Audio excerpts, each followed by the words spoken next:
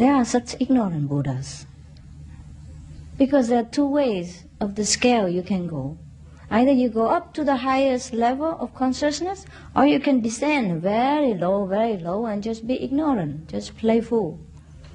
Yeah, because it's fun, perhaps, to experiment something that you have never seen before, that you are not, that is not yourself. Yeah, something new, adventure.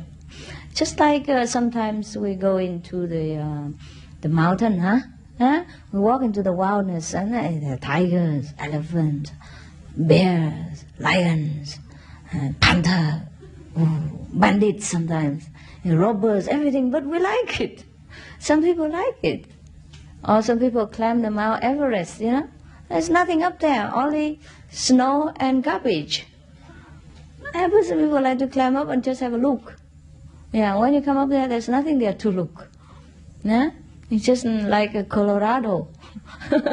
Yeah, the top of the Colorado mountain, or top of Germany mountain, which you have experienced already. But people like it. They must see it, because it's supposed to be the highest mountain.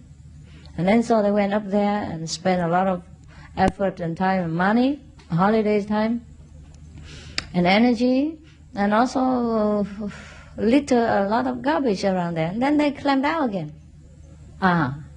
Some people have such hobby. Or sometimes people like to go to the North Pole, or South Pole. I don't know what they're doing there, but they like it. They left their warm and comfortable home, and their children and kids and friends and all the lovers and everything. They just went into the very cold and freezing zone of the end of the world and just wandering around there. Yeah, hoping to see bears. Probably they're fed up with human beings. They want to see bears. So for the Buddhas, for the God consciousness, can divide it. Consciousness can divide it into different parts and house into different homes, just like me, yours, body, and then they can do all kind of things using this kind of instrument, the body, to experiment all kind of bad things or good things, according to human standard. To the Buddhas, there's nothing as bad, nothing as good. If a Buddha or God still think there's something good, something bad, then there's no God and it's not a Buddha. But nevertheless, to us and to many others lesser beings, there are things such as bad and good, as devils and angels, because the bad things are the things that make us very uncomfortable and lowly and inferior. And the good things are the things that make us feel uplifted, happy, carefree, and liberated. So we label them good and bad, according to our emotion and feeling, and according to how we feel about it. You understand what I mean? So as the divided Buddhas, like us, and we try to get it. Actually, we are not divided at all, never have been divided, never have been born or die.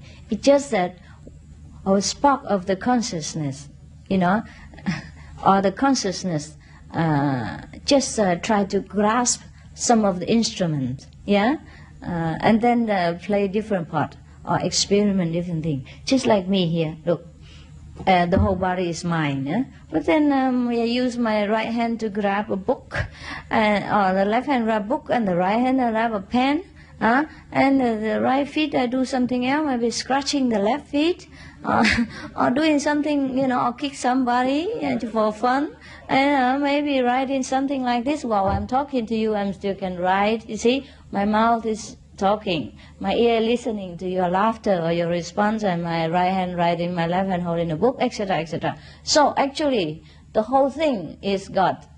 We, you, I, the good, the bad, the ignorant, the enlightened, all God. Just each one function differently according to the dictate of the Godhead, which is ourselves also. And my brain is also me, right? You cannot separate my brain away from me and then it still function. It will not. So whatever it is me. Whether I tell my hand to slap somebody or just caress somebody, it is all me too. It's my brain who dictates. But you see, like some of the gods who divided or who had hold of some of the instruments, such as some body, a body like this, and then try to experiment with that body, something else. Something is not very godly, according to our understanding or standard. Something is away from God. Something is opposite to God. And that is when we call that person devil. Otherwise, there's no such thing as a devil or Satan, which exists. There's no such thing. We create everything through our experiment with our bodies and our mind as a computer. But still, they are God. They are Buddhas. So in the Bible, there is a story as a fallen angel. There is no such thing as fallen angels, because we are all our fallen angels. That's why we are here. And we try to climb up, some of us. Some still like hang around in the middle. Some like to even climb down to the tunnel, the infinite bottomless pit hole, and trying to see what's going down there. Try to do something with it. Yeah, some people like to go up, some people like to go down. Some of us would never dream to go to Mount Everest, even just for 1 second. What for anyhow, right? Couldn't even meditate there, it's too cold. Try to keep yourself warm, it's already troublesome. So, but to some people, it's their life, it's their life. If they don't go there, they feel itching everywhere. Oh, they can't bear it, so one day they have to go.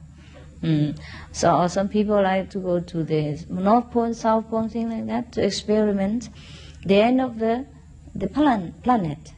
They just like it. Some people go to African jungle and play with bears or monkeys. Yeah, I love it. Yeah, one of the lady scientists, she's a doctor or something. Oh, she has been in Africa for a long time. This in your TV. And all she has been wanting is just to touch the big gorillas, the black one. And so every day she tried to ambush, to hang around and to sneak around them, and to go near or go far, depends on situation. Until one day she can touch the fur of the gorillas. Oh, that was her happiest moment in her life. It's just like you come here and looking at these small gorillas, and you like it's golden gorillas. and if you can touch my feet or my hair, wow, that's the happiest day of your life. I think it's very much similar. So don't think I feel very proud of your love or your effort or anything. I consider I'm just one of those gorillas, but not in Africa, that's all. If I live in Africa jungle, maybe you don't take so much effort to go there and try to touch my fur, because I don't have one. Maybe touch my hair, but not my fur. But you see, even the effort that you use to come here to see me, I appreciate it, but it's no big deal. Some people spend all their life just to stake around the gorilla, stalked, around the gorilla until they can get near or be one with them. So what's the big deal that you spend all your time come here and try to touch my feet? And I have to wash them every day just in case you happen to touch. You see, that's why I have to change all the time. I have to change my socks, my shoes. I might just well change the whole outfit. Because if you change different shoes need different outfits, different socks. Yeah, so what I mean is we humans look alike with some very basic instinct, but we develop differently. Even though we are all Buddhas and we have Buddha natures, there's nothing but Buddha inside you and around you. Just like a cup put into the river, to isolate some water in the river, that's all. As soon as the cup is removed or broken, it's the same like before. It has never been anything different than that. So now, the initiates are like the one who make a hole in the cup. You know what I mean? So even though we still look like we have a cup, you know, we are inside the cup, but we have a hole, you know, both holes. So the water can come in and out with us all the time. So even though we are concentrated in a cup, we are connected with the whole river, and we are actually the river water now. But it's just the time has not come for the cup to be broken. Soon it will. Of course, and then other cups who has not yet the hole in the cup, you know, we say, oh, that's strange. Why you have the hole in your cup? You don't look like us. You must be something terrible. Fancy have the holes in the cup. Then what the use having a cup? You know, thing like that. But our cup purpose is not the same anymore. We still have the cup for the sake of, you know, identifying ourselves with other cups. But our purpose is not to use the cup anymore as a holder of the water, but just to function, you know, apparently in this world. So let's come back to the Buddhas. Because the God consciousness are free. So sometimes the God consciousness try to create different things, and going down in the scale or go up in the consciousness. For us now, we are going up. Because from the middle to the up, everything is happy, light. The upper we go, the higher we go, the lighter, the more happy, the more relaxed, the more liberated we feel. And that's why eventually all separated, divided part of Godhood must try to go back up, upstairs. Because now are the different kind of function. Just like from our waist down of our body, the function is different, right? Like the bowel is for digesting, the liver is for filtering the toxin, and passing water and passing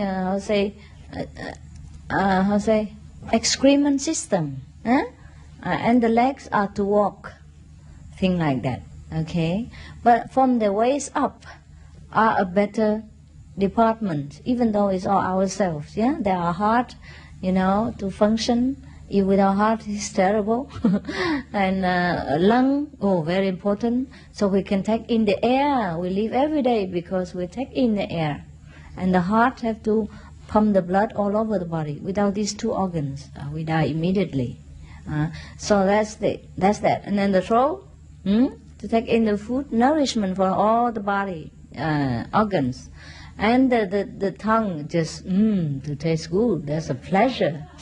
You see? So there are different things. If you keep concentrating down on the body of yourself, then you cannot enjoy the food. If you don't use the tongue to taste and don't use the mouth to eat or communicate with each other, then there you're missing a lot. Yeah, because you have to communicate with each other through language and through eyes contact, and then taste the food, the delicious fragrance and aromas of the kingdom of the vegetable and fruit. So that we will feel good. See that? Now, similarly, if we keep going down in the scale of the creation, then we experience more darkness, more misery, more cruelty, more suffering. Until we had enough, we cannot bear it anymore. So we don't want to climb down anymore, and we don't want to create any more situations so that we fall down again.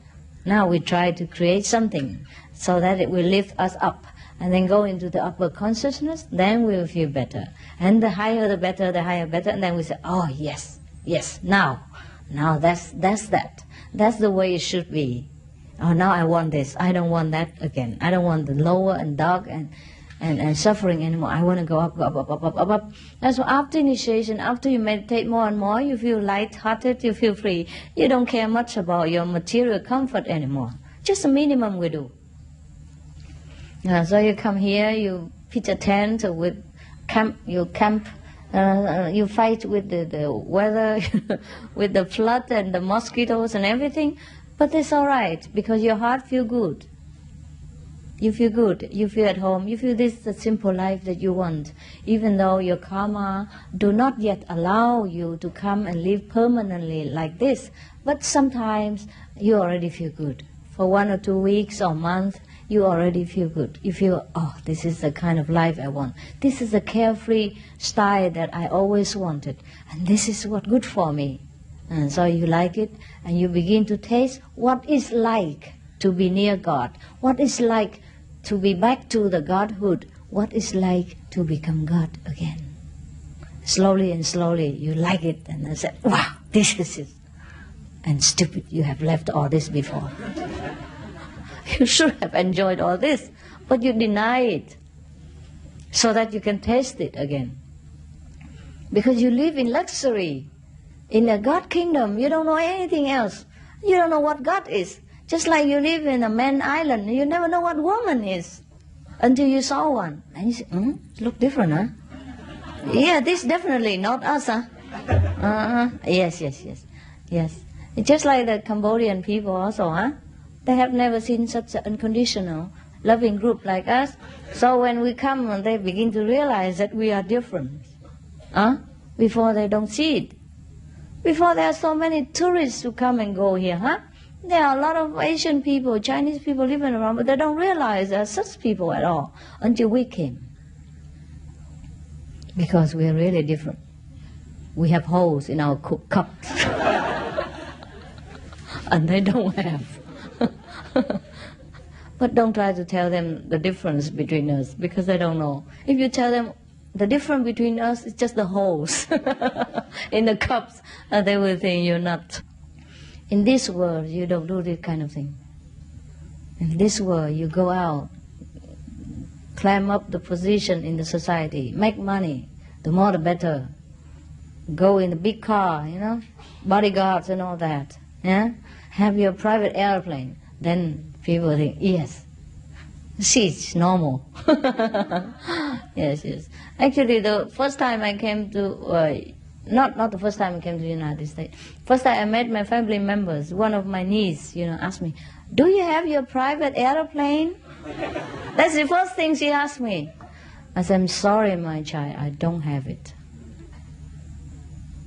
So she was a little disappointed. I don't know how much, but it looked like she's disappointed. Like my aunt isn't that great after all, Not as she thinks I was. Yeah, I feel a little embarrassed to tell her that I don't have, but it's the truth. I cannot tell a lie. I wish I could tell her, oh yes, I have one at least, or 2 or 3, like every other master, some of other master, Because some of the master, have a lot of cars, Rolls Royce or airplane, private, at least private jet, and she has that in her mind. So she want to come and, and ask me, because she want to be proud, of her aunt, that she made it, that her aunt made it. But she doesn't know. All my money go into different countries. Yeah, it's all right. I don't need a private airplane. What for? There are so many planes around the world. Why should take one when I can take hundreds? Huh? Yeah, all air company belong to me. She doesn't know this. I forgot to tell her. Yeah. Isn't it not so? Whenever I want to take any airplane, I just take it. I just go, and sit there. And nobody can throw me out. See that?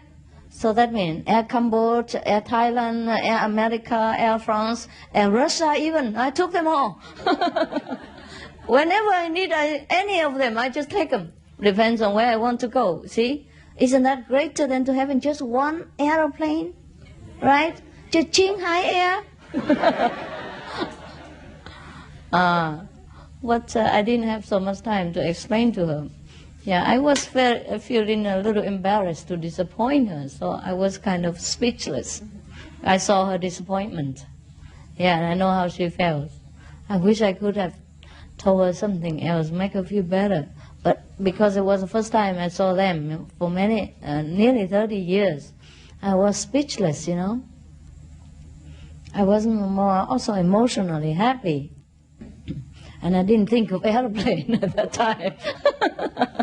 I have forgotten. And all my wit and my humor is gone. Yeah, I was so emotionally happy and was speechless. But if she came and asked me now, I'd tell her. You have helped me to tell her that I have all the airplanes in the world. Yes, including all the UFO too.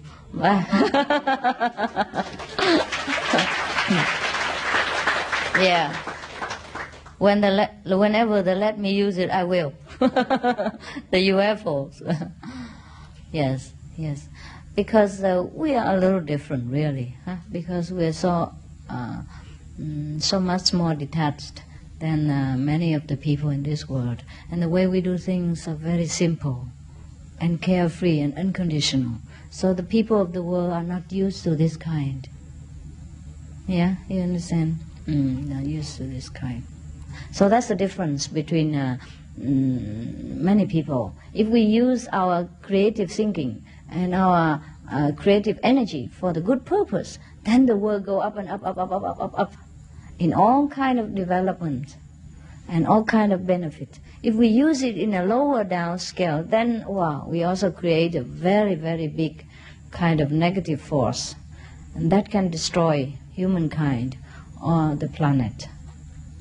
That's why we had a lot of atom bombs, war, kills millions of people, a lot of very terrible chemical and germs weapons, which also create a lot of suffering for mankind and other living beings as a whole. Because some of the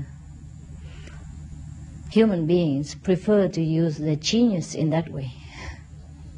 It's a pity. But okay, the world is like this.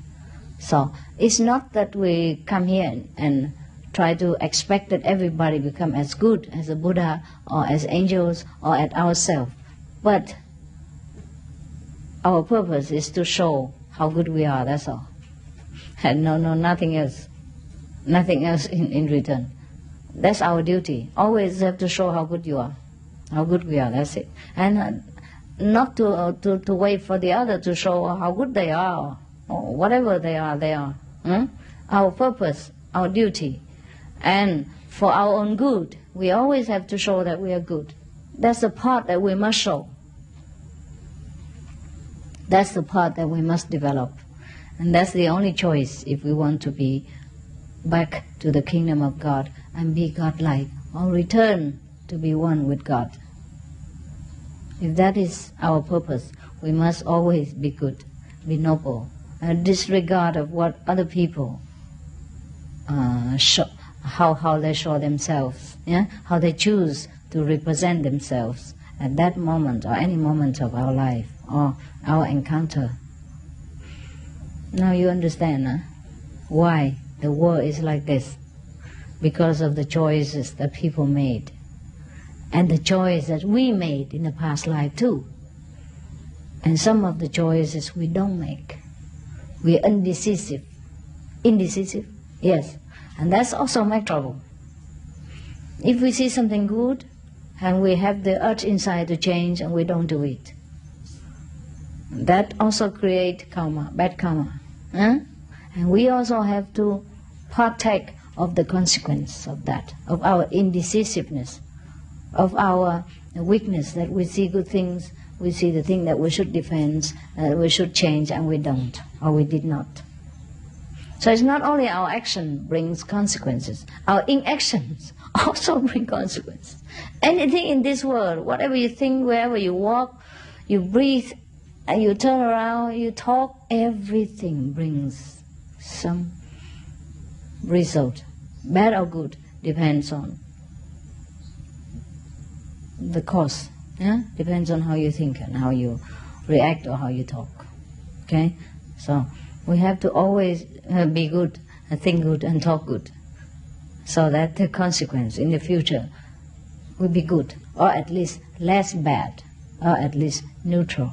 That's why we always have to recite the Buddha's name, the good, the holy names, so that remind ourselves of this holy and higher quality of the creation. until we became one with God, or go back to the master's house, be a master of ourselves. And that is the place where we can feel eternal happiness. And because we already know ourselves as what we are, so we have no need to make trouble and create bad things again. We already finished our journey, our realization, finished the experimenting process. Then we became the master, okay? And when we know everything. All right. Do you have any question? No more? Anyhow, because I know we sound a little crazy, but I don't know if anything better to do. You know, there are two choices. Either you go into the world and help the world, yeah, do what they need you to do, or you retreat into a desert or Himalaya or whatever and just meditate. Try to avoid everything together, because of the knowledge that whether you do or not do, the world still survive without you. And there's nothing to do in this world because of that knowledge. But also because of that knowledge, you just do it. Because you do or not do makes no difference to you. So whatever you like to do, you do it. Okay? No big deal. No one needs you except yourself. That you want to acknowledge, yeah, your own worth in the universe. Whether you have to choose to go this way, that way, your own way, and you become a very individual self. And then you have the merit to stay as a master, as an individual. Or you merge back into Godhead and became nothing like before. Just enjoy bliss if you like. Only if you have chosen to create something new for yourself, something extraordinary, something that is not from books or from other people's knowledge and experience, but something uniquely yourself, then you earn the right to stay individually or as a master. Understand that? That is when you became Buddha, individual Buddha. Even though you have been a Buddha before, that's a different thing. And you can choose to stay in the 5th level to be a master, a Buddha, or you choose to go higher, merge into Godhead, become like before, but with the knowledge of self experienced during the physical journey. It's just too complicated. I don't even understand all this myself. Just whatever he told me to say, I just say it. Okay? Like taking dictation. Just repeating. You know? Open mouth, open and close, you know, according to inspiration from heaven. I don't also understand. I don't care to understand all this complicated thing. What for, you know? I don't even need to make myself a master or nothing. Yeah, I'm contented just to be this. Okay, no question, huh? Last night I wanted to meditate with you, and then after that I wanted to talk to you. But so many people make noise, you know, and it's very disturbing.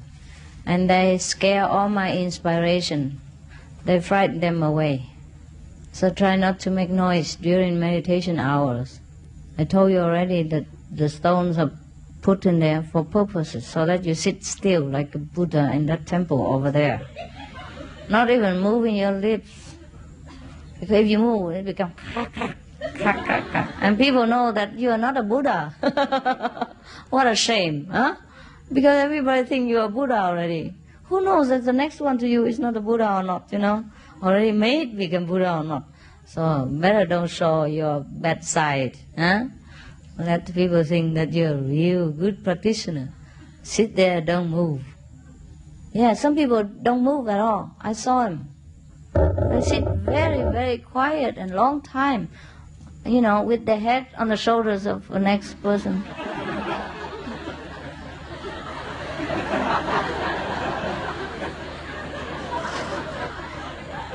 Yeah. Or maybe right in the front like this. Sometimes I move just a little bit.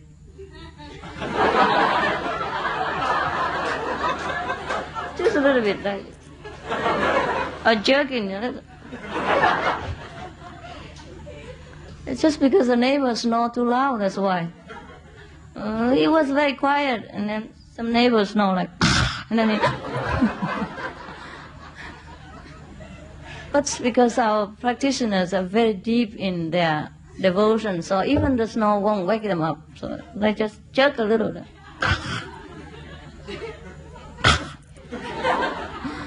Okay.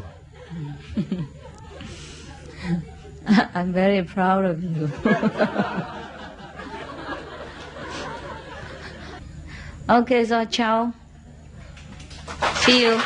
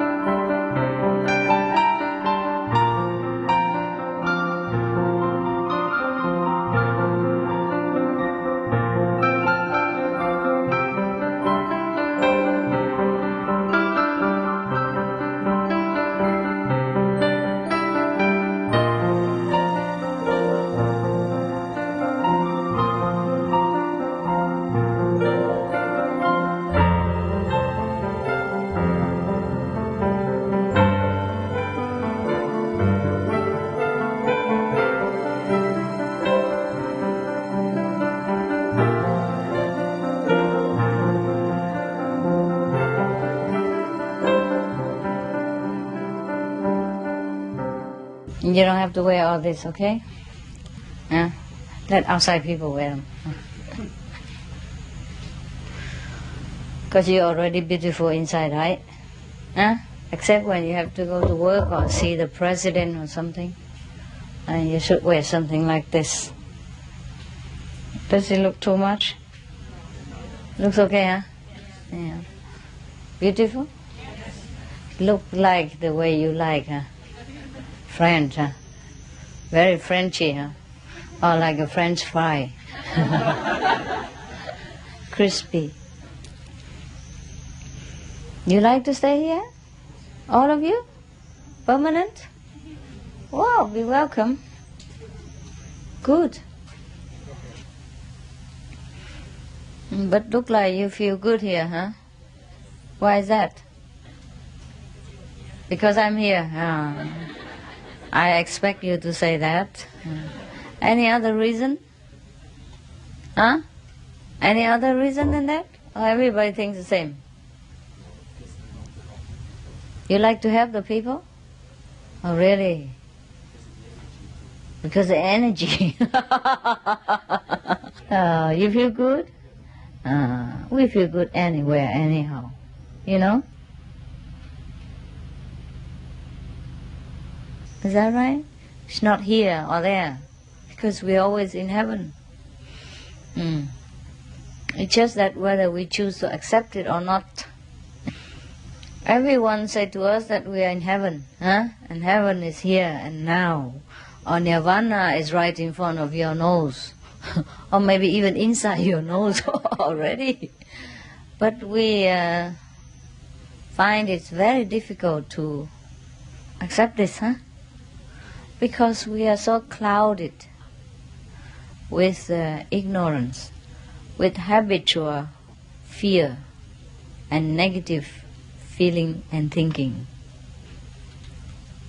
Therefore we cannot perceive what is good anywhere or in this moment. And we will always having our preconceived conception about what we should be, yeah, and what we should do to attain heaven, yeah. Therefore, we leave heaven.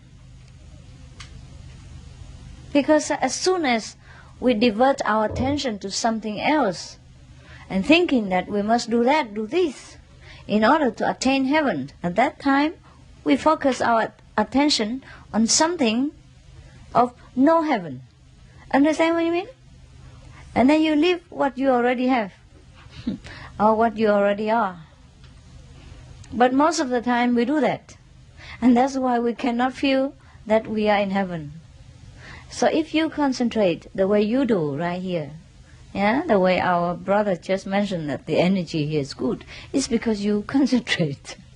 Just because you're aware of the heaven within you, or of the heaven that is already here, anytime, any moment.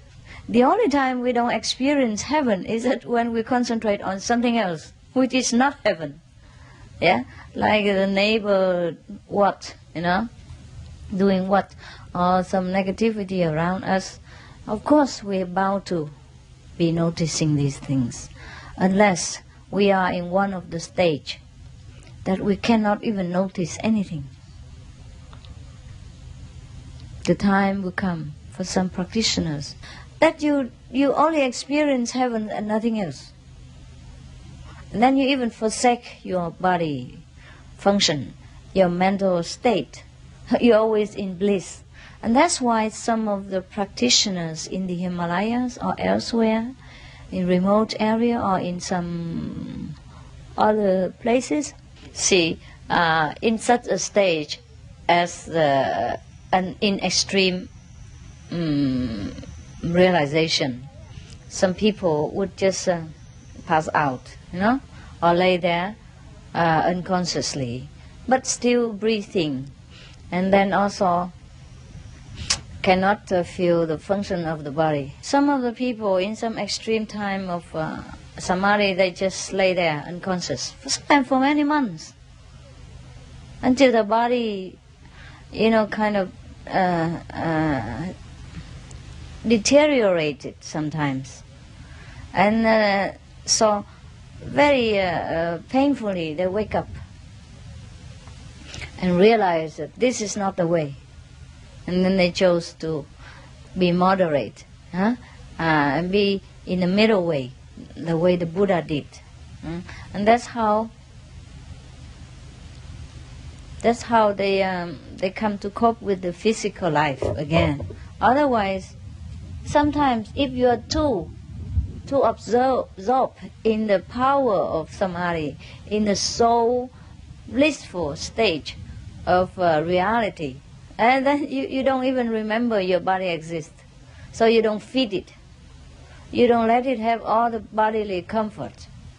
But as long as that we are still in this world, that means we are still in the illusion circle of the three worlds. That means, the mind, the body, and the functioning, also the feeling. The soul is still engaged in these three layers. So we have to feed the body in order to function and to fulfill our obligation in this world. Not that any obligation awaits us, it's just that we have chosen to come here to do something, so we better do it. Otherwise we have to come back and do it again. But there are many masters and teachers, those very highly developed souls. They don't have to do anything anymore. They're finished with their learning. Whatever they have set out to do or to experience, they have already done it. So they have returned to the kingdom of God, became the master, and was already in a blissful state.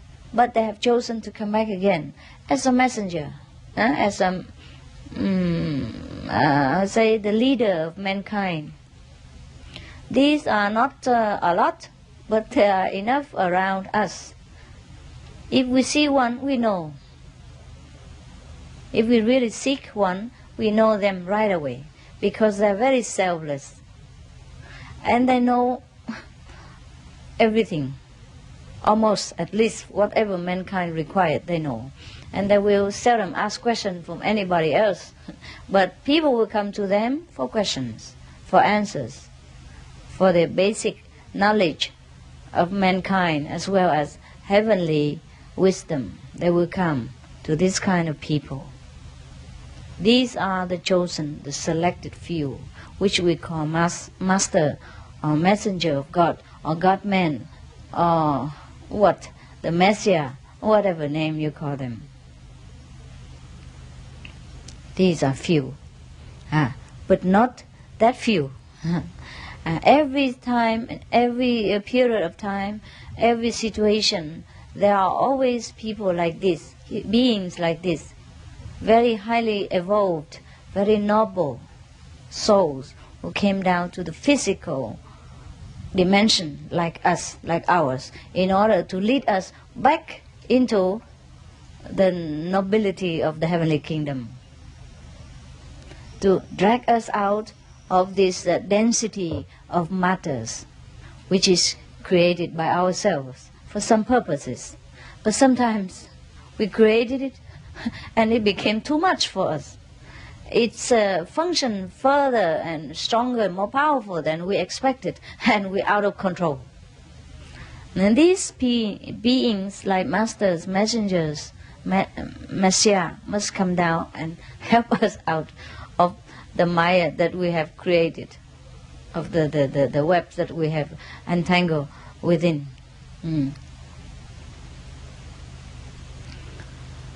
Most of beings who come down here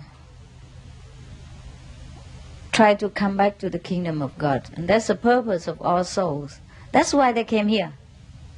They came here in the no God kind of dimension in order to recognize God, so that they can compare, what is a God state and what is no God state or less God state.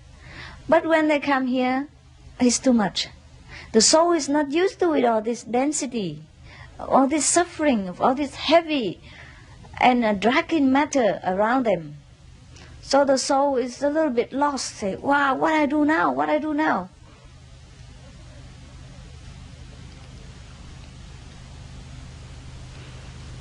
It's just like sometimes the doctor gives you some vaccination to help you to prevent some kind of disease. But then the medicine itself gives you a lot of uncomfortable disease itself. Like you have fever or diarrhea, or you lost your appetite, or you lost your strength. You feel very weak. And some of the allergy medicine also make you feel very weak and sleepy and cannot function. Things like that. And in some people it reacts more because they have less, less immune strength than other people. Then they feel even weaker, and sometimes it's dangerous too. So the soul when comes here, every soul, every individual spark of the divine come here for the only purpose to go back to the kingdom of God. The only purpose to come here is to recognize the other part. The only reason we came to the negative region is to recognize the positive abode that we have left. We have to leave it in order to recognize it. That's the problem. Sometimes we don't recognize our family happiness, and then we wander around outside the house like teenagers. They left home and they come outside, and then they're subjected to drug dealers and to all kind of prostitution and homeless and cold and hunger and bad treatment from the people outside. Then they recognize their home is better. Home sweet home is always better. You remember Alice in Wonderland? Yeah, she wandered around, She wished to be away from home, just disappear from home, which she's bored and she didn't like it. But after a while, she wants to come home. So all she had to say is just home, sweet home. Sweet is my home. Then she's back there again. That's the moment of realization. It's a children's story, but it is the journey of the soul. Very similar to the journey of the soul. So, even though we come here, we will have some assignment, like someone do this, someone do that, and then we have to do some work. But these are nothing. These are not the real purpose of us to come here. But since we come here, everybody must do something. And that's the play. That's the game. So whether you help people, or you help yourself, or you married, or you're not married, it's your own chosen path to go. It's not that you're married and you're not better than the other married people, or the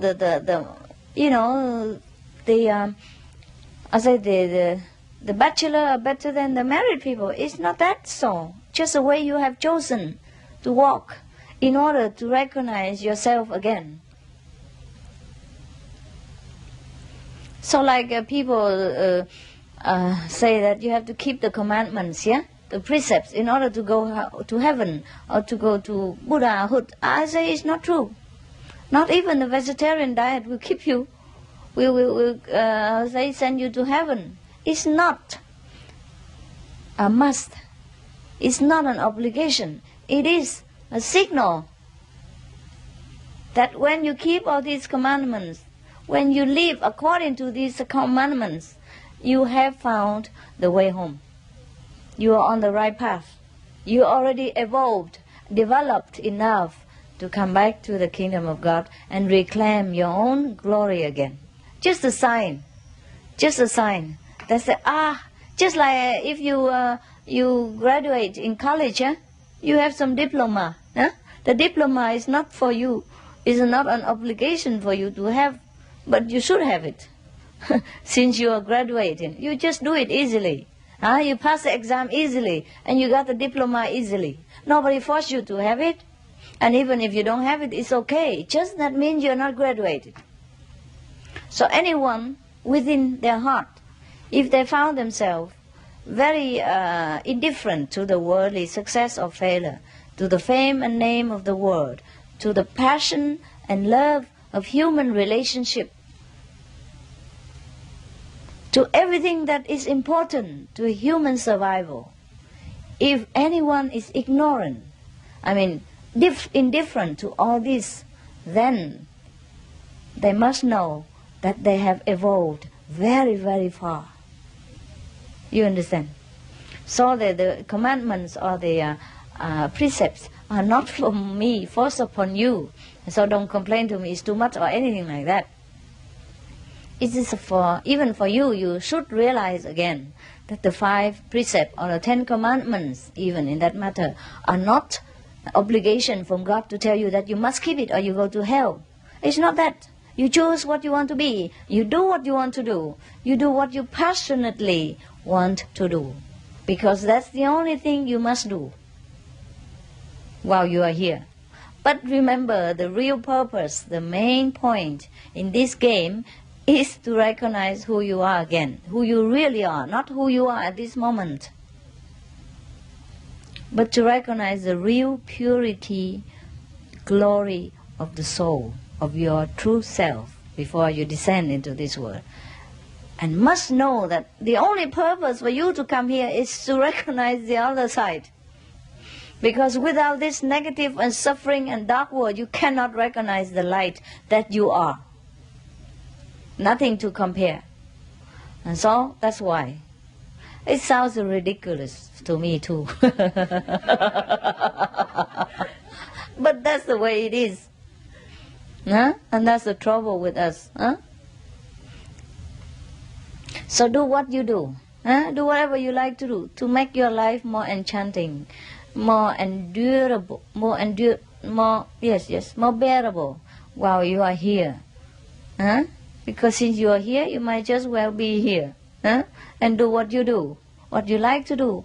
Because if you have just been given just a short period like this, 100 years, or 80 years, or 60 years, and you couldn't even enjoy anything you want to do, then what is the, what? What's the heaven, Okay. So, do what you want to do. Just, you must have a choice, whether you want to be this kind of person or be that kind of person. And enjoy yourself. Enjoy whatever you think is the most noble, your heart most desire. Because if you still desire it, then just let it be. If you don't desire it, that means, okay, that don't interest you. If you compare the 10 commandments or the 5 precepts and feel that you qualify for it, yeah, everything is written there, you can keep, you're up to it, then just congratulate yourself that you have been climbing very high, you have climbed up very high level, and you're near home. Just like you go near from America, you take an airplane here to the airport, I'm nearly near Master's place. And the nearer you come, the more signs of it. Like, oh yes, there's a shop over there. Oh, there's empty land. And then some cows, and then a lot of soldiers, walking around on the street. Ah, yes, that's my master's home. Oh, it's my home, our home, It's our home in Cambodia. Okay, just a sign that you're near there, near here. Similarly, when we're near heaven, there are signs like this. Because you will not want to steal somebody's good anymore, since you know everything belongs to you. And that you have the whole world to share with each other. Nothing belongs really to you yourself. Then even you want to give, not to take. You only take what's necessary for your daily use, and whatever left over, you want to even share with other people, because you know it's like our common kitchen. Everything belongs to us, all of us. So you wouldn't like to go into my kitchen there and steal something for yourself. You probably will do it when you're hungry, when you didn't have enough lunch, or you were late for lunch, or you were too deep in samadhi and make a lot of snoring noise during lunchtime. Yeah, well, occasionally it's all right, but don't do it every day. Because our kitchen staff is not very friendly when you come in, after lunch and ask them to cook extra something for you. Okay? So if you come in, just quickly get a potato or something and get out before you get into trouble, or a banana or 2, okay? And get out before trouble. You see? So even so, if you stole something in my kitchen, nobody would say anything to you. And I will not punish you, because it all belongs to you, all of you anyhow. You see what I mean? So actually in this world, who stole from whom? It's all God's. But just because we make so many law and trouble. So if somebody takes some bread from you while he's hungry, oh, you beat him. You give him to the police, and that is not the right thing to do. So Jesus has said that anyone who stole for bread is not guilty. Yeah, you have to make exception. You have to understand what is what. Only when we steal for greed, we kill somebody else, or we do anything just to make somebody else's life miserable, because we want to covet their possession. That is when we are bad. When we already have enough and we are able to do something to feed ourselves, but all we want is to take somebody else's thing, and that's no good. Otherwise, everything in this world is like a common kitchen in our ashram.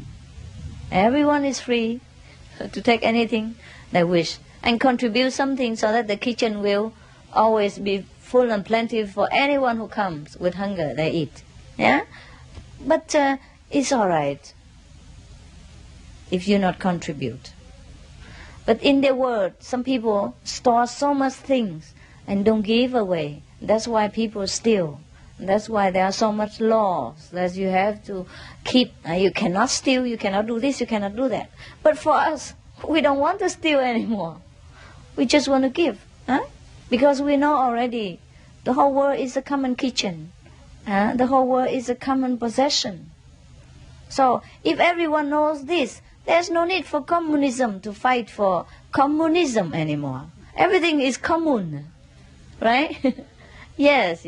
And everything belongs to everybody. In Sweden, there are some good law. Like if you steal somebody's car, and run away for some time, And if police catch you, then you have to pay for the petrol only. Because you have borrowed the car. Yeah. That's it. Because it's still in Sweden. As long as it's Sweden, if they catch you in France, I don't know. So, that means you borrow the car, huh? And you pay for petrol. Or maybe some of the damage to the car or the tire, have been a little bit thinner than before you use 1 millimeter or something. And you have to pay a little bit more. Maybe they measure the tire, how long you drive, and things like that. A little bit of damaging, but nothing else. Yeah, or some of the Muslim country, very good law too.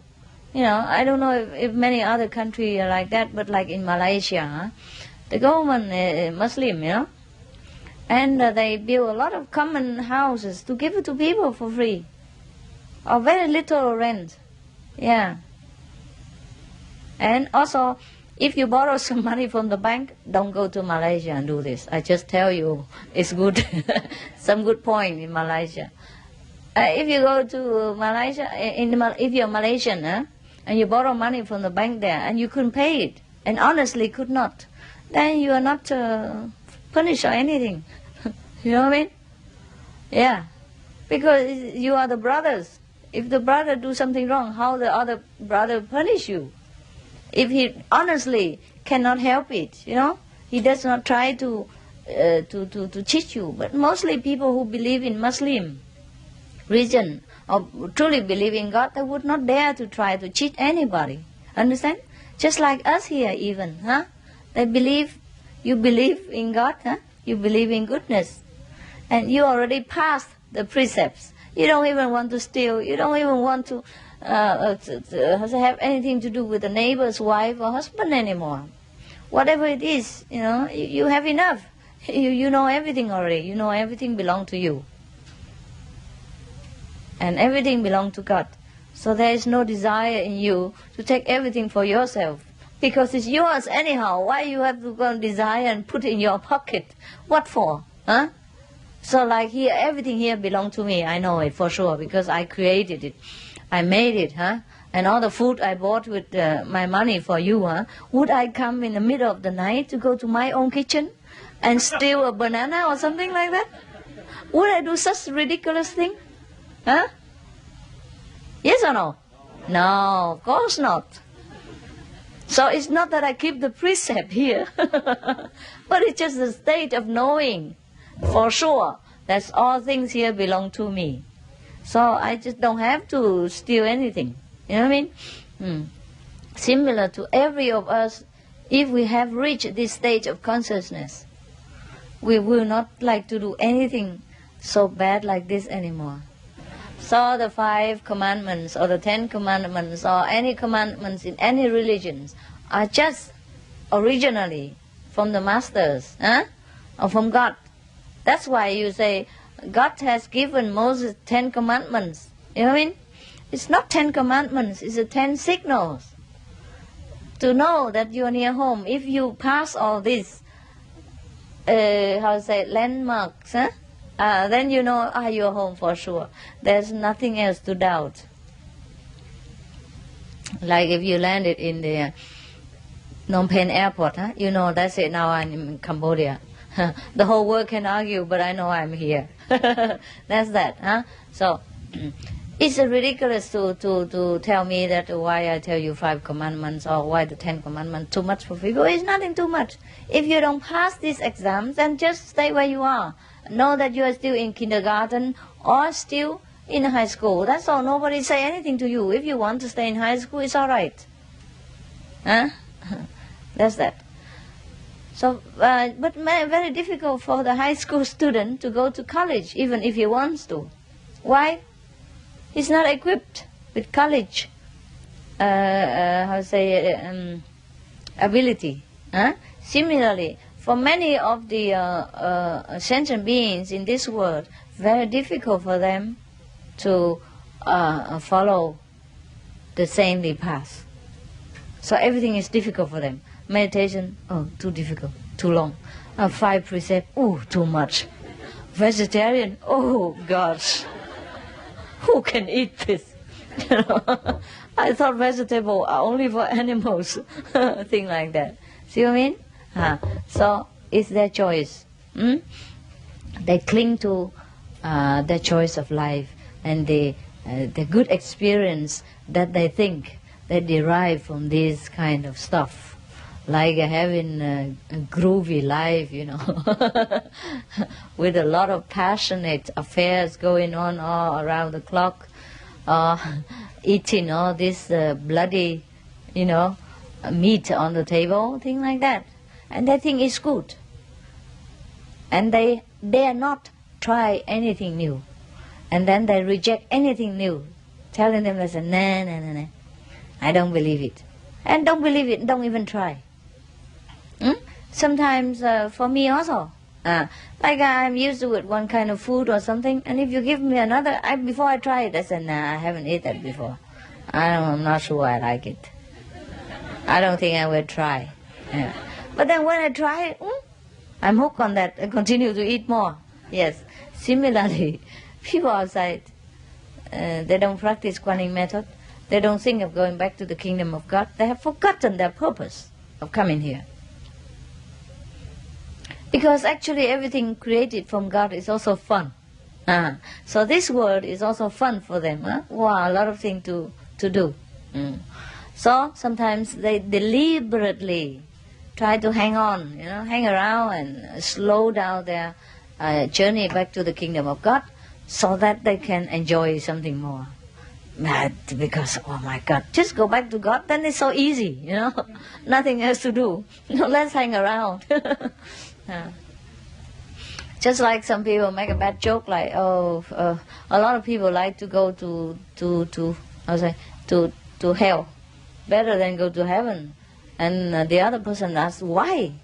He said, oh, in hell there is a lot of things interesting, you know, but in heaven only good things.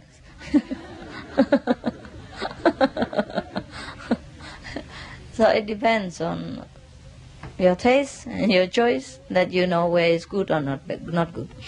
Otherwise, heaven is here already. You see, for us it's heaven. Anytime we are happy, anytime we are with God, we feel good. Oh, so good. And we can't understand why somebody else don't feel good. Yeah. Now the heaven state of mind is very easy to find. We just have to leave everything that is not heaven. Okay?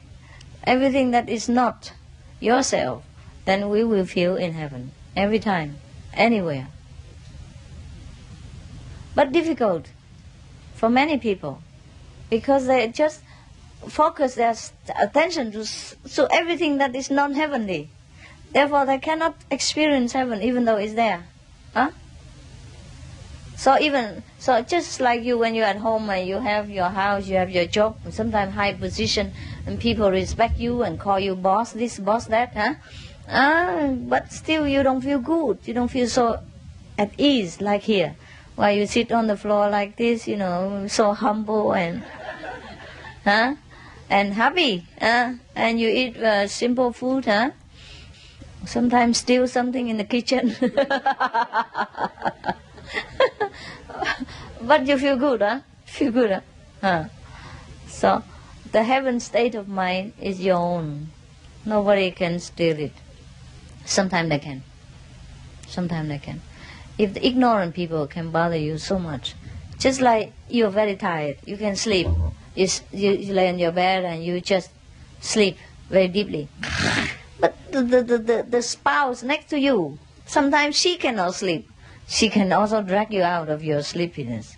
Is that not so? And wake you up all together and bug you all night long. Yeah. So it is possible that even though we are in a state of heaven, if we live with people, you know, we mix with a lot of people, well, they are sleepless, you know. They're restless in their soul. They can also make trouble for us. And that is true too. But that's the price, you know, we have to pay if we want to awaken other people and remind them of their purpose. That's why all the saints have to suffer. That's why Jesus has to suffer. Buddha suffer. going to suffer. Anyone who tries to help mankind to remember their purpose on earth suffer. So it's not that you cannot, but you have to toil with them. You have to suffer with them. It's like you come inside the sea to rescue some drowning person. You sometimes almost drown or drown yourself too, or exhausted. At least get wet and exhausted when you come back into the shore with that person or with not. Or that person come in and you get down. Sometimes. So you have to be a very good swimmer in order to rescue people. But that doesn't make you not wet, or exhausted, Yeah, any work take effort, and everything has a price. And if you come here and you already know the truth and the way of awakening and the purpose of this life, and you don't share it with other people, you also feel bad. And that also nagging in your soul, and also a kind of nuisance. You know what I mean? Oh, you get sick, you feel sick, you feel bored, and you feel itchy. Yeah? And then you scratch here and scratch here, and also don't look good either. And then finally, so okay, let's just, get out and do it. Because all the soul has this purpose in mind. Either he's already realized souls, or he just realized soul, or on the way to realization. They all have this duty to rekindle the memories of the other brothers and sisters about their purpose of coming back to the kingdom of God. Because that's the only purpose why we come here. How paradoxical it seems to you, it still is. It's still the only sole purpose of wanting to recognize the light, so come into the darkness. The only purpose of coming to the darkness in this universe is just to recognize the light that we have. That's why we create this body by our own power of creativity to condense the matter together, become one piece like this. From our billions of units of energy, of different kind of intelligence and abilities to condense together, make it become a body like this, all concentrated, so that we have all the information, all the tools, all the abilities that we need in order to recognize ourselves. So everything boiled down to this. You come here so that you can go back. Isn't that stupid? Sounds stupid, but that's the only thing to do here and there or anywhere. Because we have been in heaven so long, and we have everything we wanted. So we want to know what it is like about what we are having now, and what we really are now. What is it? What is mean heaven? So you have to go down to hell to get it. To say, oh, go, no, not this one. Now I know it, and okay, get me back quickly. Oh, that's what it is. But it sounds very paradoxical. But otherwise, can you imagine what else to do in the universe? Except coming up and down the ladder and play fool, and then go back and recognize yourself and come down and, and suffer and come back again, Otherwise, no creation exists. Nothing going on in the universe. Not even the moon, the stars, the heavenly bodies, the firmament, the earth, the planets, all these galaxies. Nothing ever come into being if we do not stir in our super consciousness the idea of wanting to know ourselves, that nothing came into being and nothing necessarily exists at all. But so it is, as it is, that we have created, that we wanted to know, that we wanted to create. so that it has abundance, so that it became the universe, so that all things run according to our plan and our wish, so that we know that we have such tremendous power, that we create all this, and that we can even withhold and withdraw all this and go back to nothingness, go back to the bliss that it is, and nothing more. That is the time for the end of the creation, when all the minds, all the consciousness take a rest. That is the seventh day of God's creation. That is the day when all things come back to nothing. All things come back to where it belongs and be recreated again. And everything that we have created, or God has ever created, if it's useful, if it's good, if it's the way we want it, and then it will continue. If not, then we will damage it, destroy it by some kind of mean, like death, accident, disaster, and we just disappear. You know? The body will be destroyed. It's not good function. And we create a new one. And we reincarnate. That's what we say. That's why it's no good to kill without good purpose.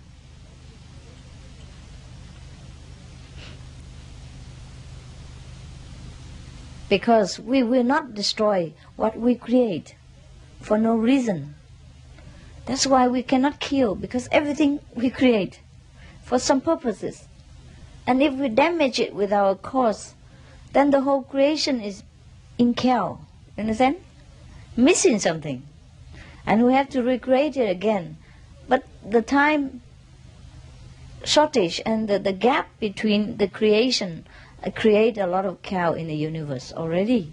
So we will experience a lot of mishaps or accident, thing like that, out of this kind of, random killing, random destroying our own tools and purposes. It's very complicated, huh? Is it? A little bit, huh? So what shall I do? The best thing is that I shut up. Really, really. Because I am explaining to you things that belong to the three words only. The word of yes and no. The words of here and there. The word of one and two. The word of creation and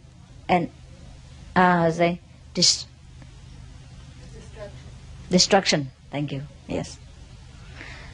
In the absolute abode, there's no such things that we should talk like here. We understood without spoken. We know everything already, and we are free to choose whether to come or to go, to stay there or to do something else. And there are higher purposes for our life there. It's not really that boring. Because after we have attained masterhood, we are the master of the universe, consciously and unconsciously as well. Now we are only unconsciously here, you see?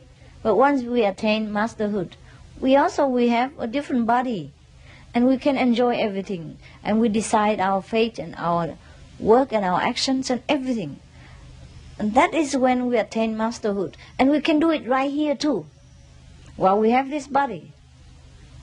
Because at that stage we will be aware of what we're doing. We're consciously doing what we choose to do, not dragged around by the karma or by the plan of the universe that we have forgotten after we came into this dense world of matter. After we attain masterhood, we know what we're doing, and we choose what we do. Or we know that whatever we do here is good. Consciously. Most people They came here and they just do whatever, is there. They have to do also the same thing. But they don't understand anything about what they're doing. They cannot love what they're doing. They cannot have the joy from their work. And they sometimes hate it. And they cannot get out of it. Or the thing that is good for them, they hate it. And the thing that's not good for them, they love. Things like that. Because they're unconscious. They're not aware of who they are. And the path that they have chosen to walk. They have no choice. So after we practice the Kuan method, we plug into our consciousness power again. We have changed even our brain cells, even all the cells in the body. We change everything. And we change day by day, and refining it until it becomes pure knowledge, until it became pure love, wisdom, nothing else. So even in this bodily, existence, we can become a master too. That's what we call the living Buddha, or the living God-man, or the God-man who walks among us, or the Messiah, or the Christ. So all the master or the so-called Buddha, you can recognize them by their nobility, by their wisdom, by their knowledge, by their way they walk their life, in beauty, in sure-footedness, and in love. We have many of them around us in this world. So if we chosen to walk with one or another, it's all right, as long as we recognize them. And as long as purity, goodness, love, and wisdom is all we wanted and ever will want, then we will recognize that person. We will encounter one. And then we will just walk the way they do. Because wisdom affects each other. We have the wisdom inside. So like two candles, both have the ability to burn. If one candle already lit another candle, then both will light the same way. So it's not that it's easy to find, difficult to find a master. It's just that it's difficult for us to maneuver our thinking again into understanding and remembering the purpose of our life. Once we remember, nothing else to do. Just follow the footsteps of our soul. Just follow the example before us. Just go with the guide. And that's all we have to do. Everything else just by the way. So if you go with the guide to the Everest, okay, meanwhile you sometimes stop in the midway, on the path and cook some food, or do some your toiletry, bath yourself, clean your teeth, all the same. But the guide is always in front and you always follow him. And you never miss anything except that you will go to Mount Everest. And everything else you do in between is okay. Yeah, if you encounter a girl, maybe she likes to come with you, or why not come along? Yeah, and you equip her also with everything, then you go together. And if you need to, by the way, on the road, if you see a beautiful lakes and you want to camp there overnight, or stay a few more days to enjoy the scenery, that's fine with a guide. That's fine. As long as we have enough food to last during the journey, it's okay with the guide. He will not say to you, why you lack your effort and why you don't run quickly to Mount Everest? What's the hurry? What's the hurry? Okay, right? I don't think Mount Everest ever disappear so fast. Neither God will. So things like that, you understand? So everything we do in this world now, or ever do, or ever did, will just by the way, on the road to kingdom. It's all right. Just do what you love to do. You must really love it. It might be bad according to other people's judgment, but who are they to judge you? You must know what you really want and what really make you feel that it's me. It's me. I like it. It's me. If I do something else I don't like, I suffer. You know what I mean? Unless you want to suffer for that, then it is your choice too. Okay, it's me too. I like to suffer when I do this. I don't like to do it easy. I like to say, die hard, something like that. Chose the hard way, then it's whatever you choose to do, then it's you. Because perhaps that's the purpose of life. That's the path you chose to walk. So no need to always think of what other people think, Except some of the tribal thing, custom and all that, okay, just follow it for the peace of the mind. And for the sake of being in harmony with each other. But don't lose yourself to become somebody else. For example,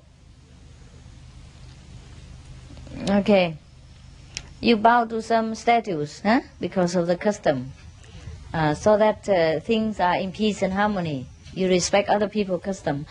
But you cannot ever even come back to their stage of being, like believing the statue to be the real. Is that not so? Yes. But the other person who bow with you, he believes it. He believes the statue is for the real. You do the same thing, but you know it's not real. You understand that? So don't ever lose yourself in other people's belief and ideas and thinking. Just be yourself. That's the purpose. That's all there is. Okay? Yeah. Now you can clap and go home.